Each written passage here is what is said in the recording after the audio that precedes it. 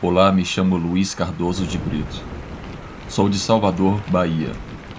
O que eu vou relatar aconteceu em Amazonas, no município de Lábrea, que faz divisa com Canutama, no ano de 1977. Hoje eu tenho 72 anos, mas me lembro de tudo isso como se fosse hoje. Meu tio Valdemar era vereador e conseguiu um emprego para mim como professor de uma escola primária. A escola ficava a 2 horas da sede. Meus alunos eram simples, gente pobre que não tinha nem fardamento ou mochila. Eu fazia o meu melhor para ensiná-los. Ganhava pouco, mas estava satisfeito. O meu trabalho foi adquirindo um grande desenvolvimento. Em mais ou menos 4 meses, eu já era bem conhecido entre o povoado. O prefeito, reconhecendo o meu trabalho, me cedeu um carro com motorista e me enviou para um povoado da região. Lá eu vi condições de pobreza tão grande que me dava dó. Por isso, eu tirava do meu próprio salário para todos os meses doar cestas básicas e ensinava adultos à noite. Eu fiz muitos amigos. Como de costume, eu tinha que esperar o carro à noite para que eu pudesse voltar para casa. A prefeitura só tinha 2 carros. Um era usado para levar pessoas doentes para Manaus e o outro para me buscar. E justamente esse carro havia quebrado. Portanto, eu teria que dormir naquele povoado. Uma casa foi cedida para mim.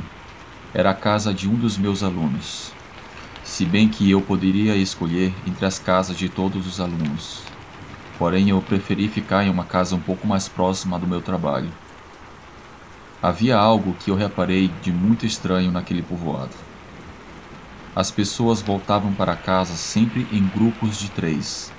E nesses grupos, pelo menos uma das pessoas estava armada com espingarda ou com facões. Eu perguntei ao anfitrião o porquê daquilo. Ele se chamava Francisco e me disse o seguinte: "Filho, você é moço da cidade grande e eu sei que talvez você vai duvidar, mas aqui tem um homem que vira um bicho." Eu, escutando aquilo, não queria ser desrespeitoso com ele, mas eu não pude deixar de dizer ao Francisco que essas coisas não existem. Eu sou ateu e muito cético, e ele me disse que era melhor que Deus me guardasse de ver o que ele e outras pessoas viram naquele povoado. Ele disse também que muitos animais são mortos e que há 1 ano atrás, um sobrinho seu de 12 anos saiu para pescar de noite em uma barragem perto dali e nunca mais foi visto.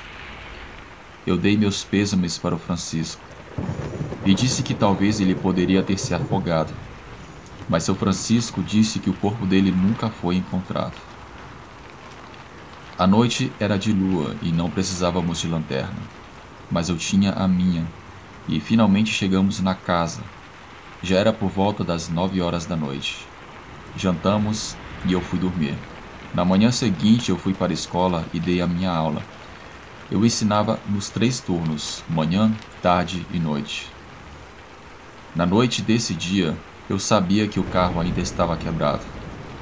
Naquele povoado havia apenas um telefone, e foi assim que eu soube que eu passaria mais uma noite naquele lugar.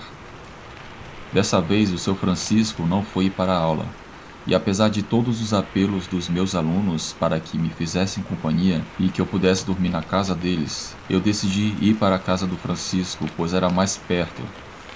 Eu fiz esse caminho sozinho, e foi uma triste decisão que eu tomei.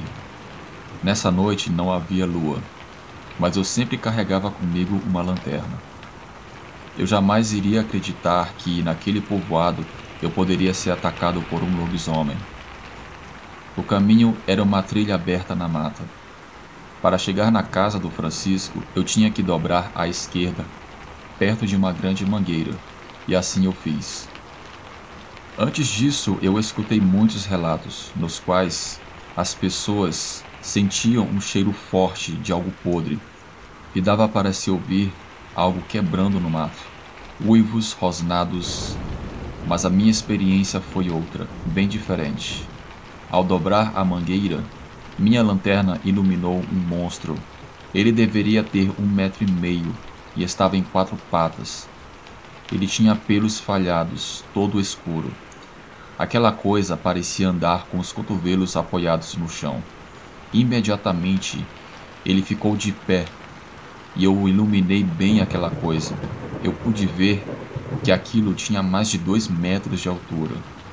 Eu estava a uns 10 metros daquela criatura. Não me lembro de ter ouvido nos relatos anteriores que eu escutei que as pessoas se molhavam nas calças, mas eu não aguentei e acabei urinando nas calças. Eu comecei a gritar, e aquela coisa rosnou, e eu pude ver um dos seus olhos que era amarelos. Seus dentes e garras eram enormes. Pensei que era o meu fim. Eu estava congelado de pavor. Aquele bicho veio se aproximando lentamente, e quando estava cara a cara comigo, de repente ele parou de rosnar. E o mais estranho, que me dá arrepios até hoje, é que ele parecia estar sorrindo, e simplesmente deu a meia volta e se embrenhou no mato. Eu, sem pensar 2 vezes, comecei a correr o mais rápido que eu podia. Eu cheguei na casa de seu Francisco, mas quem me recebeu foi a sua esposa, a dona Júlia. Eu perguntei por ele e ela disse que ele teve que visitar um parente doente e só voltaria no dia seguinte.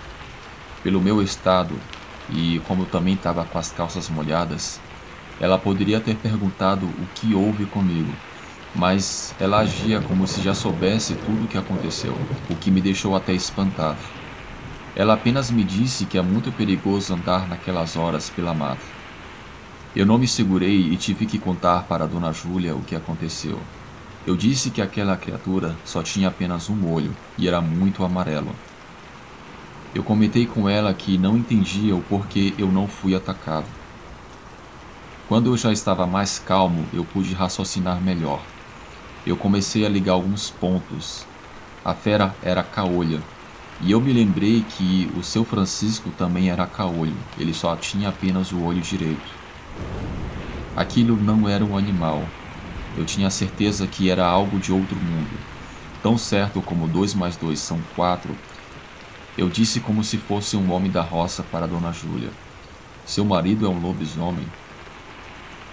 Eu perguntei e ela me confirmou. Ela me rogou que eu não contasse a ninguém, e eu prometi que eu iria guardar segredo. Eu perguntei a ela por que ele não me atacou e por que ele matou seu próprio sobrinho. Ela disse que não foi ele. Ela disse o seguinte: meu filho, o Francisco nunca tiraria a vida do seu próprio sobrinho. O seu sobrinho foi morto por outro lobisomem. Ele não te atacou porque desde que você chegou aqui, você tem feito o bem para muitas pessoas, dando cestas básicas, aulas e remédios. Enfim, hoje eu sou aposentado, eu moro em Salvador, mas eu nunca vou me esquecer daqueles dias e do meu amigo lobisomem. Nunca mais eu duvidei do sobrenatural. Existem muitas coisas que não conhecemos, muitos mistérios. Um abraço a todos.